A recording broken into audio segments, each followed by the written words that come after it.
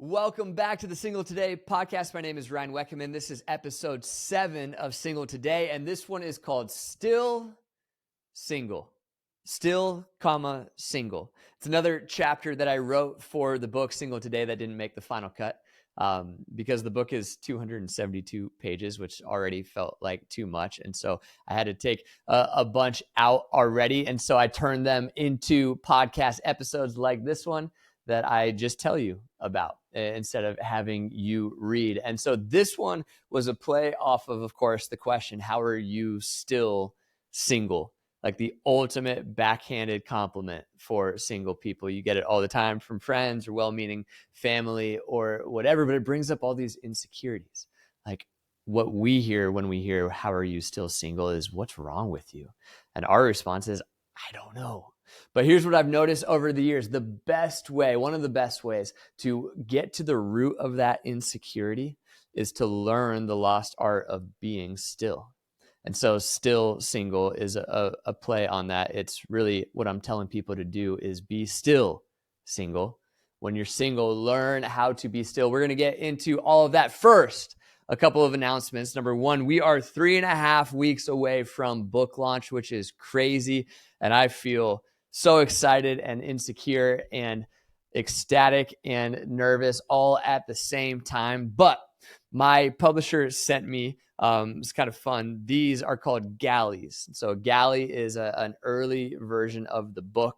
Obviously the cover has been redone since then, and it's got a whole bunch of typos in it, and some of the setting is off, and the back cover is not on there. It's an early version of the book, but I have a few. And so for the next 3 weeks, we're going to do a book giveaway, because why not, right? And so here's how it's going to go this week. Today, which is Friday, March 29th, if you were watching this the day that it comes out, I will be posting a reel to my Instagram, Ryan Wekenman, about this episode. And if you want to put your name in the hat to get the galley this week, all you have to do is share that reel and then comment on the reel, Single Today in all caps, Single Today in all caps. And I will know that you listened to this episode and are submitting to get a galley sent your way. And then I'm going to have my friend Ethan pick a random commenter, and whoever Ethan picks, so it's his fault, you can't get mad at me.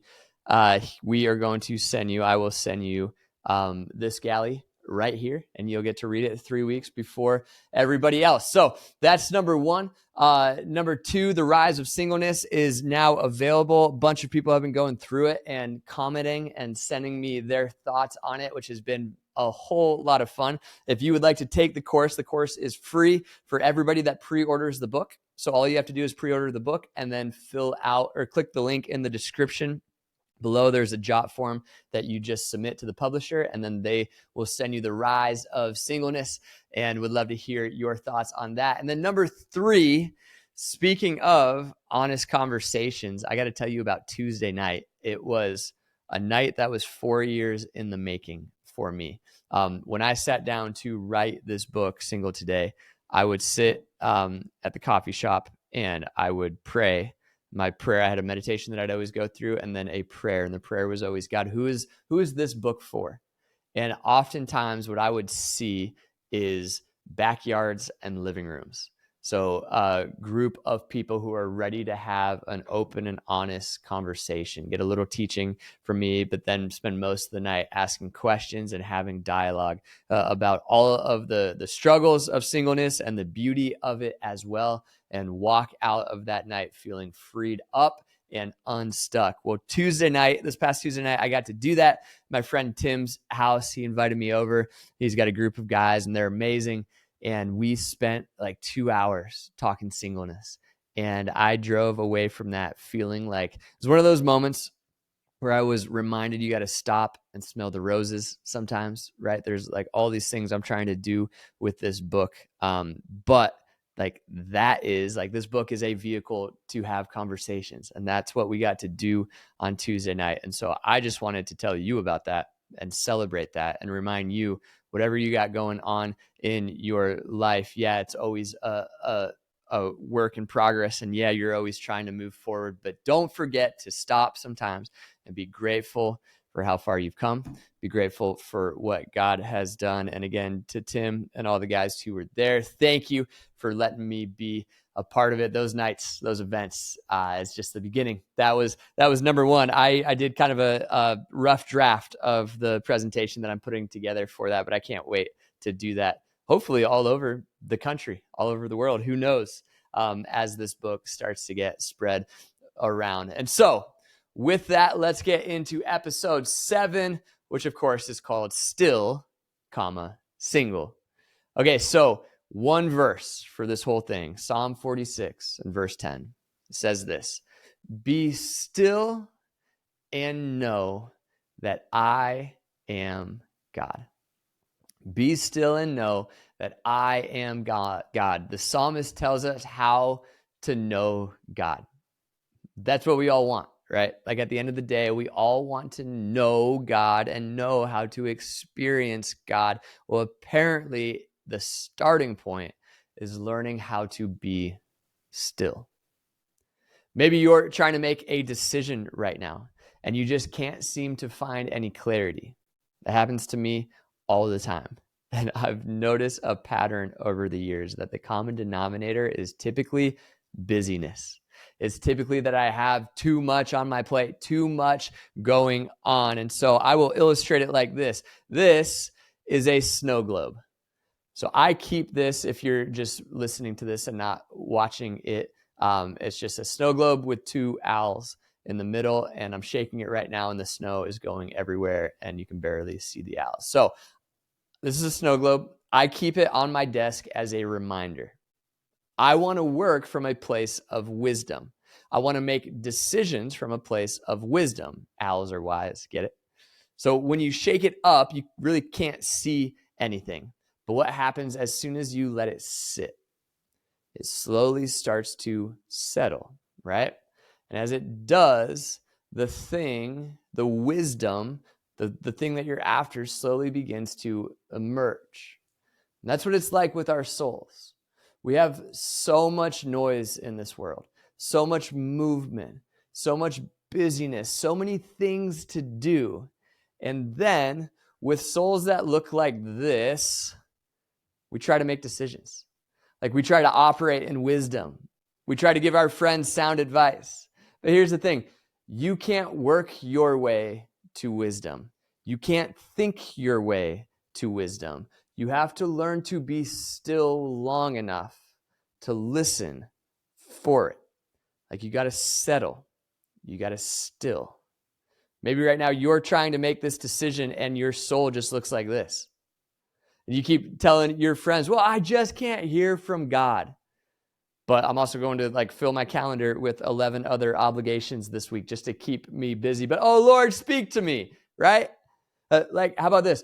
Maybe the answer you're looking for is a couple really deep breaths away. Maybe the answer you're trying to figure out is on the other side of taking a long walk, to putting it all down for a moment, to let your soul settle. Because when you do, you remember what's always been true, that God is in control and that God loves you right where you are. And when you know who you are, then you'll usually know what to do, but you got to slow down long enough to get there. That's why I believe God says, be still and know that I am God. Trying to find direction when your soul looks like this is the world's worst strategy. It's just not how it works. You can try, it's not going to go well. Clarity is often only a little bit of stillness and a couple of deep breaths away. So, okay, now let's talk about singleness, right? So often as single people, we get extra busy and things start to get crazy and we don't slow down. We don't operate from a place of rest. Instead, we just go, go, go, go, go. And then someone comes along and asks the question, hey, how are you still single? And of course, when that happens, we react harshly instead of just responding in love because our souls are like this. It's hard for us to see that we are just loved right where we're at. And so how are you still single doesn't sound like a compliment to us. It sounds like an insult. And we want to stand up for ourselves and be like, no, I'm awesome. When really your friend or family member is like, yeah, no, I know you're awesome. That's why I'm asking you this question. Do you see it? But instead, when we let this slowing down process happen, suddenly it shifts everything. All of a sudden, we're able to see, oh, wait, God loves me. God has a plan for me. God has a purpose for my life. And it involves today me being single.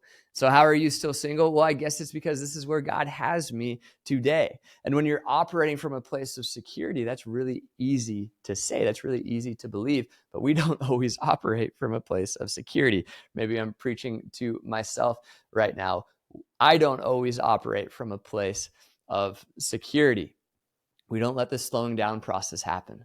Because, by the way, the world is set up to keep us anxious and stressed. Think about the news. Like, I started getting news updates a while back because felt like I needed to be more in touch with what was going on. But eventually I had to stop because every single hour they began emailing me breaking news, right? Which is news for, hey, your soul was about to rest. We better shake it back up.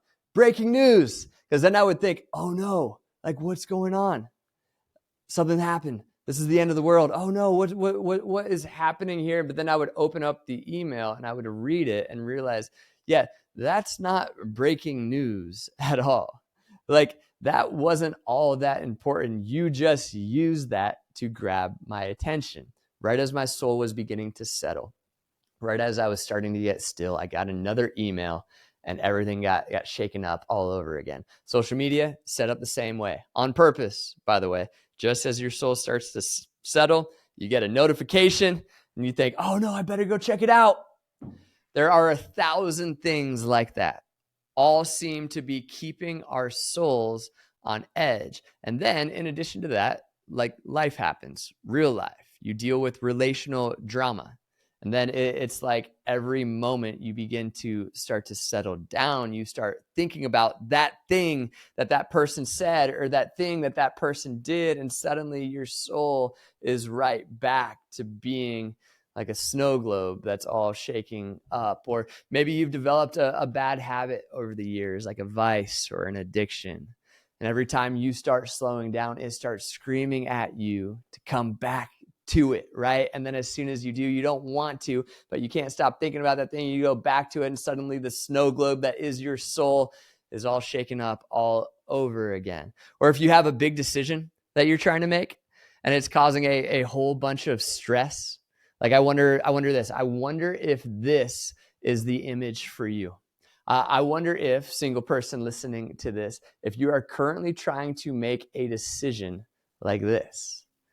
Like that is the world's worst strategy of all time. Maybe you're trying to navigate a relational question, trying to figure out if that person you've been interested in is someone that you want to pursue. And you're trying to make that decision like this. And it's like, hey, single person, what if you just learn how to get still? Like, what if we let everything settle down for a moment?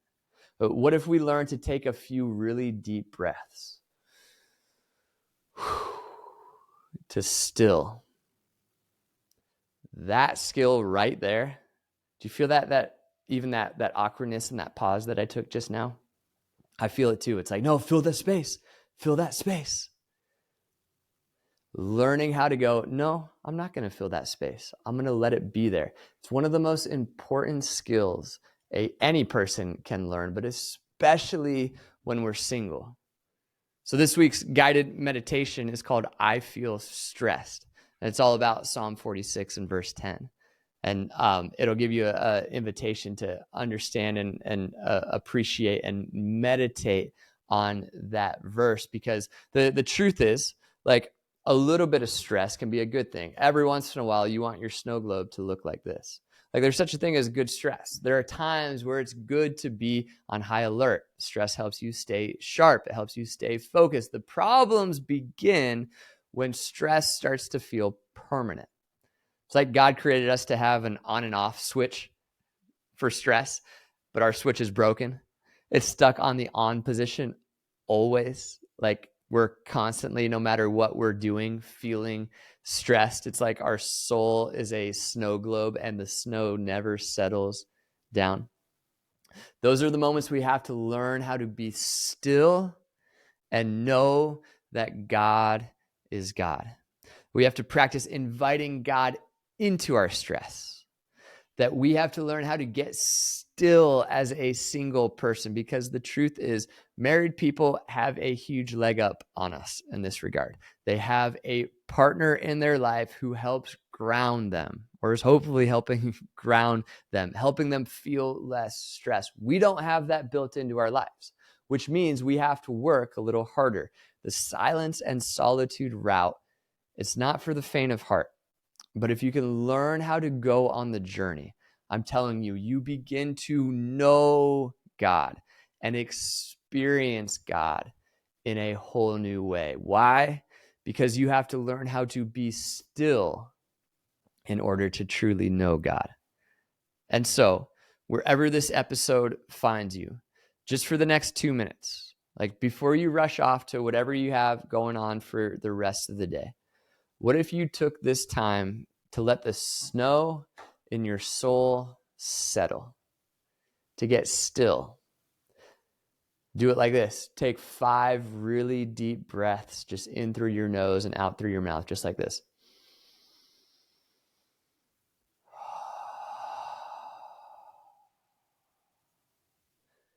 After 5 of those, you'll be amazed at how much clearer that wisdom that you're searching for is. Like, it's so much easier to see it.